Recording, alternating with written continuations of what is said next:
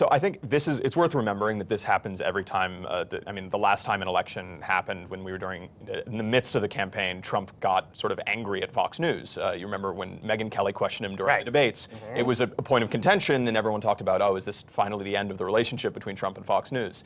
And it wasn't.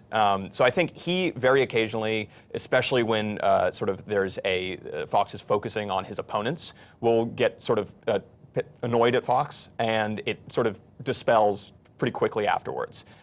Because it's worth remembering that most of Fox News' opinion hosts are in favor of Donald Trump, and he doesn't really have another option for a network that's so favorable towards him. Certainly not CNN or MSNBC. He's been trying with this One America News network the last few weeks as well. I don't know if that's even working, is it? No, not exactly, because you got to remember that One American News Network is tiny. They don't have the ratings that Fox News does.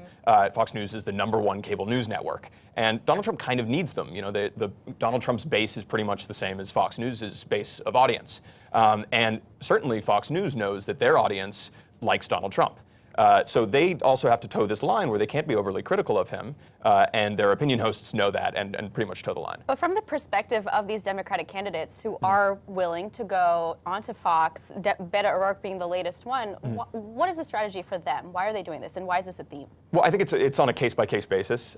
You saw last week Elizabeth Warren said that she was not going on Fox. She's holding a boycott of the network. She's not going to do one of these town halls. Kamala Harris followed suit shortly afterwards. I think it depends on the candidate. Elizabeth Warren, it was pretty smart for her to hold that boycott because it sort of drew a line. It framed the debate around her, and it felt like she was sort of leading the pack.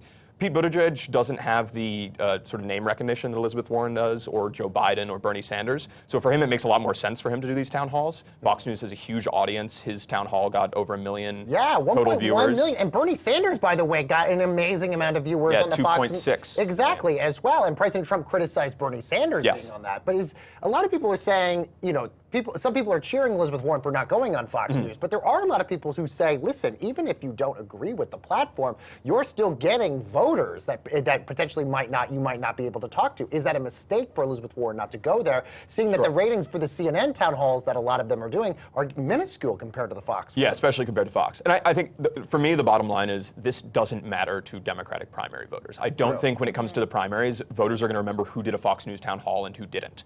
So I think the calculation is a media play. So for Elizabeth Warren, it was smart for her to control that news cycle for a week, and basically after she released her statement, it was all about her sort of boycotting Fox News and whether or not other Democrats would follow suit. For Pete Buttigieg, it was smarter for him to say, I'm going to do this Fox News town hall because for the past 24 hours, the news cycle has all been about Buttigieg, and the way he handled the town hall was pretty masterful. He came off as poised and polished. The questions that Chris Wallace, who's the consummate Fox News newsman, gave him were straight, and it ended up being like a good show.